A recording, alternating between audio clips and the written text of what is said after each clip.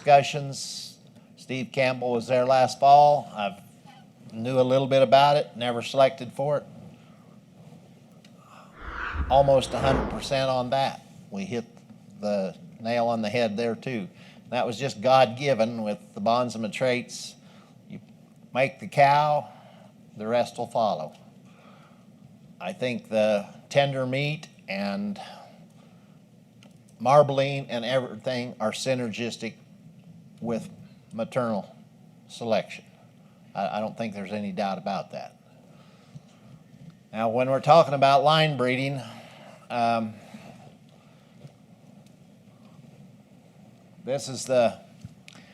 not sire oriented in my selection, but this happens to be the sire that I line bred to. I have never seen this bull. I didn't have semen out of this bull. But the females that I brought home from Montana, the good ones, all traced to this bull.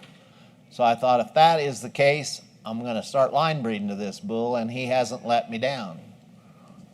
If I count right, he is right here. Advanced Dominant the 20th, Advanced Dominant the 54th were the two bulls they started with at Miles City, Montana. He traces to them 28 times, and they're half brothers out of Advanced Dominant the 13th.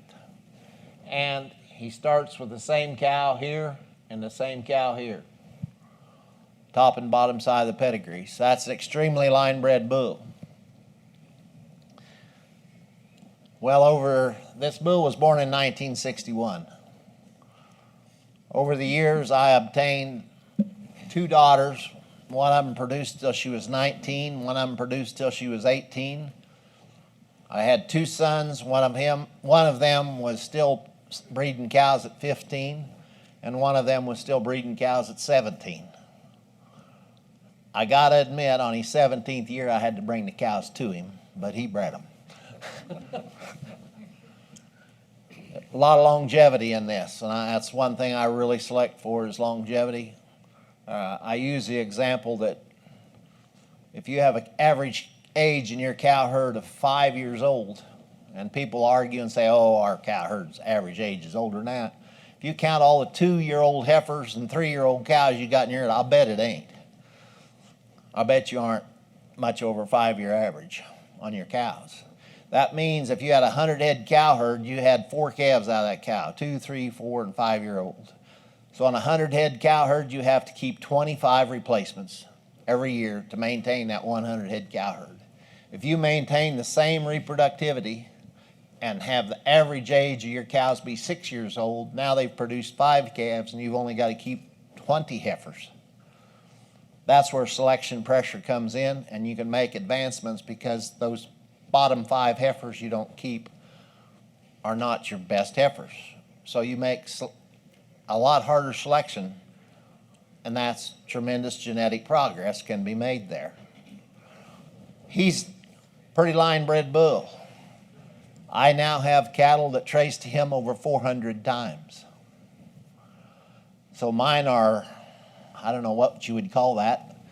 Some people, say line breeding and inbreeding or whatever, and it's essentially the same thing, but and we have regressed in some of our performance, there's no doubt. Let's see. This is a cow that a lot of small herds, and I don't know how many of you have small herds, but if you've got a real small herd, these things happen genetically without even you knowing it. This cow traced to Gypsy Baldwin here and Grace here and Gypsy Baldwin there, Gypsy Baldwin and Grace up here and Gypsy Baldwin there. Single sire herd. They bred them to Miles Domino A27 on both sides, continued forward. They bred them to Line 1 Domino 122 on both sides. They line bred. I don't know if they intended to, but they were a single sire herd and they were line breeding because it's a small herd. That goes on a lot of times. This is a bull my dad produced. My dad in 1932 Bought this cow and another cow for $35 a piece. He started with 2 cows. Plain Domino the 8th. She was the mother of Prince Domino right there and Prince Domino right here. Prince Domino bred his own daughter. Produced Don A. Domino. This bull, my dad sold in the Solomon Valley sale at Osborne, Kansas in the late 30s for $1,010. And that doesn't sound like much. But the next highest selling bull was $160. I've got the catalog. It was pretty impressive what happened, and I don't think my dad even realized what he was doing. He was a very small herd, probably 20 cows at that time because of the drought. But he produced some of the best genetics he ever produced right there.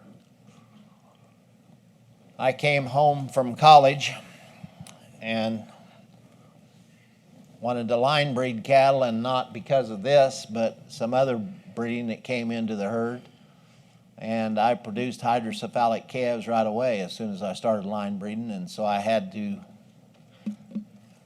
eradicate that whole bunch, and I started over by going to Montana and buying old cows because I couldn't afford the young ones. And I figured the old cows been there for a reason, so that's how I started my cow herd, was old cows. I could buy them, sometimes a little bit over market price. But they were, they give me 1 or 2 more calves. Like I say, I bought 479 cow when she was 12 years old and she produced till she was 19. I bought the 609 bull when he was 15 years old and he was still breeding cows when he was 17. Not too many people go around buying 15-year-old bulls.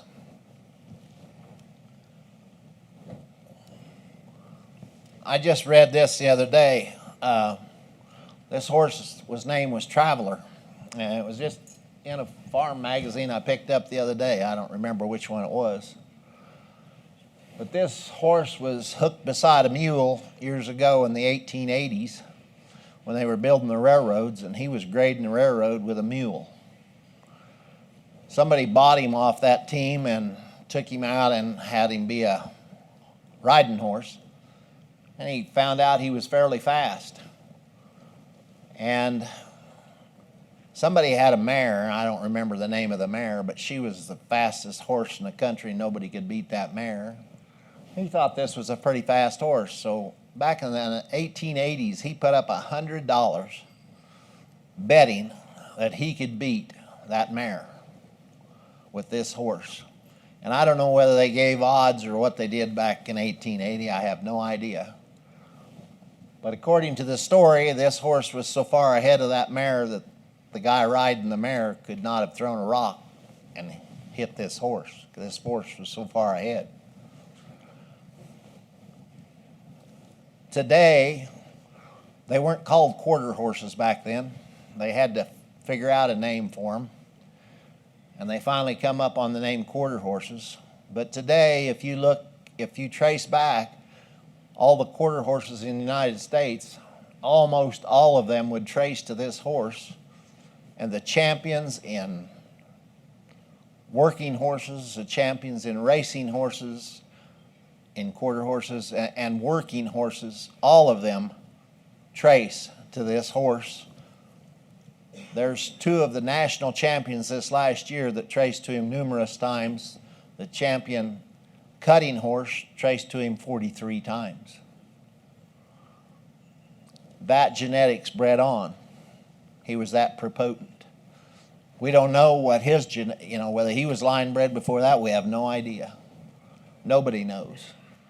But they can trace him through the Quarter Horse Association. And now, as they look back at it, the article suggested maybe if they knew that, they wouldn't be called quarter horses, they'd be called travelers.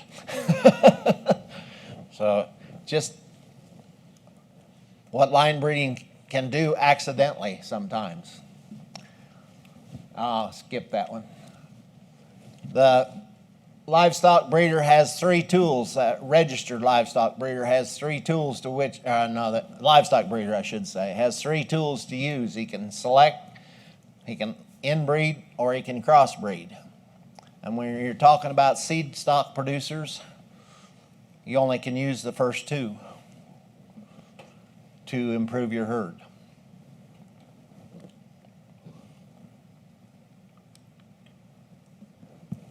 Want to define line breeding or inbreeding? Most people say if you got a good calf, it's line breeding. If you got a bad calf, it's inbreeding. But actually, in fact, the two are the same thing. I don't think there's a distinction between them. Maybe some people would say inbreeding takes it a little further like I have than some people do, but basically they're the same thing. Line breeding is no guarantee that these animals are great. You can line breed in bad traits as well as good traits.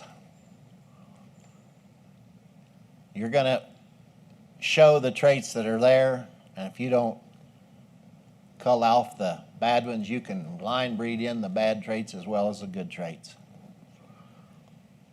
Believe me, I've culled a lot of them. You don't create bad genetics by line breeding or inbreeding. Lots of people think you do. You only make them show up. They've got to be there prior to you doing the line breeding. The reason they show up, you put them more often in the gene pool. So then they show up. If there was a bad trait in the 569 bull, probably it would have showed up before they got to him, but after I've used him 400 and some times in my pedigrees, it would have definitely shown up. Because he is in that gene pool so often that the bad traits bound to show up. So you make them express themselves, but you don't create anything new. Line breeding, like I'm talking about, is not for the impatient breeder. You got to be patient. I'm pushing that 70 mark, and I'm still not where I want to be.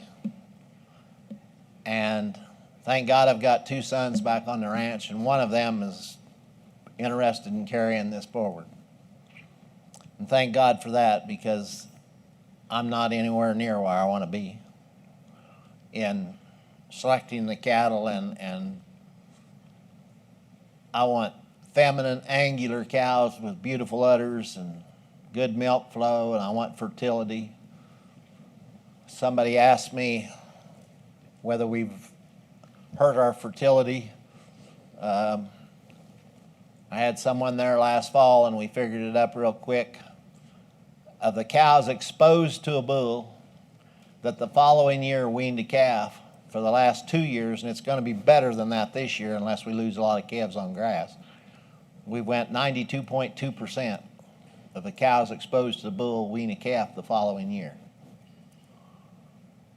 We had 71 heifers last year we exposed to a bull.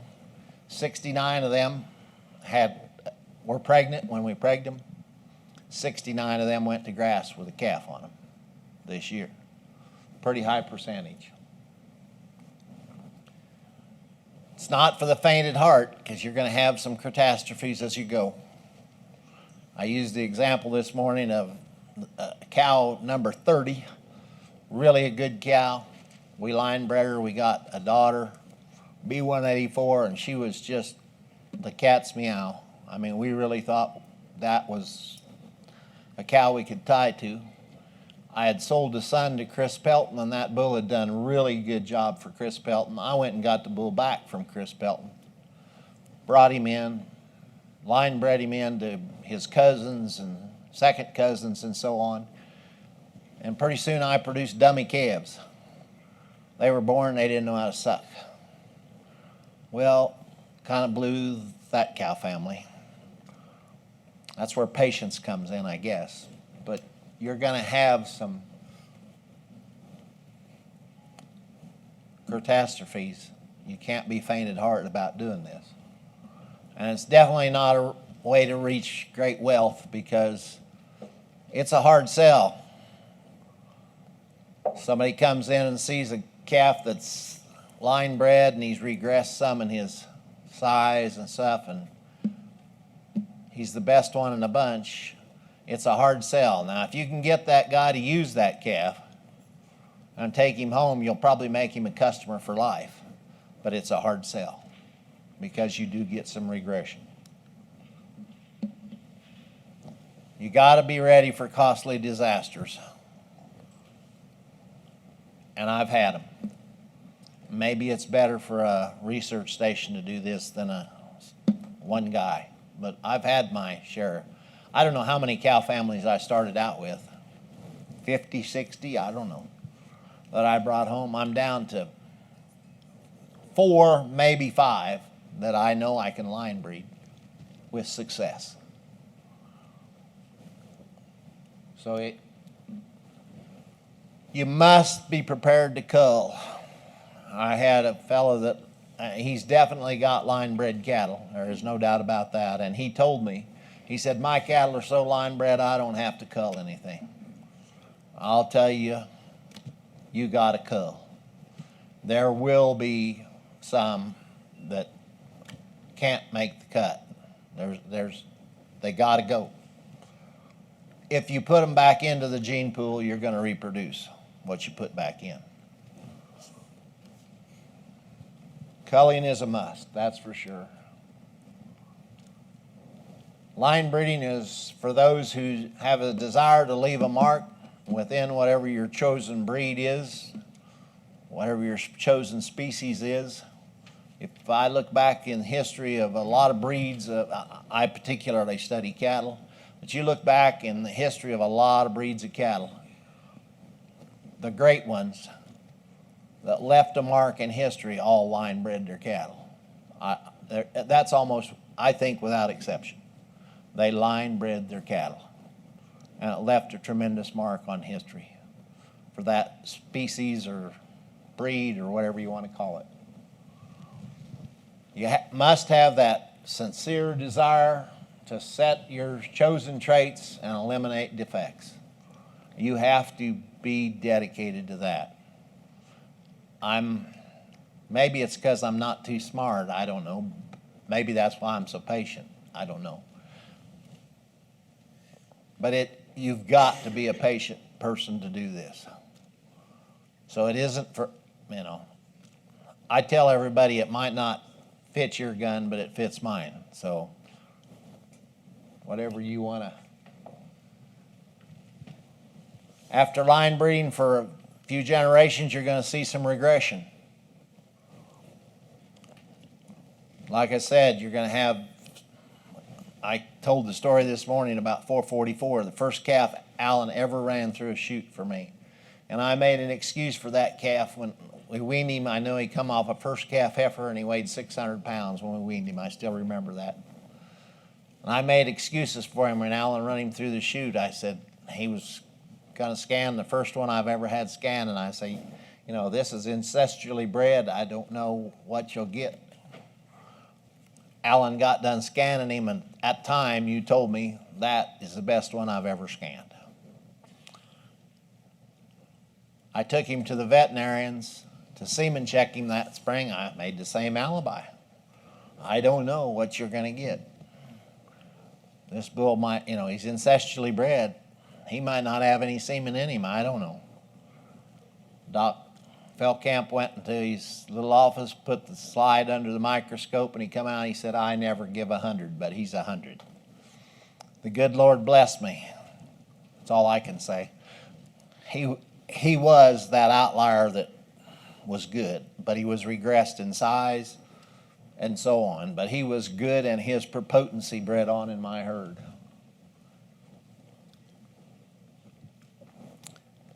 When you line breed cattle as tight as mine, when I sell it, when I take it to our Angus herd and produce a black baldy, I get greater hybrid vigor than you would by buying a outcross bull within the breed. Lots of people outcross within their breed. They're harvesting all the hybrid vigor. I don't sell pounds. My customers sell pounds. I sell genetics. So I line breed it, I sell it to my customers, they they get the hybrid vigor greater than ever, and they sell more pounds. And that's who should be reaping the benefit.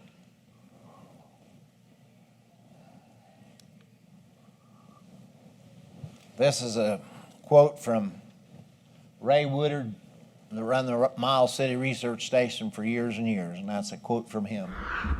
The breeder continuously uses outcrossing when the breed to maintain within-breed heterosis.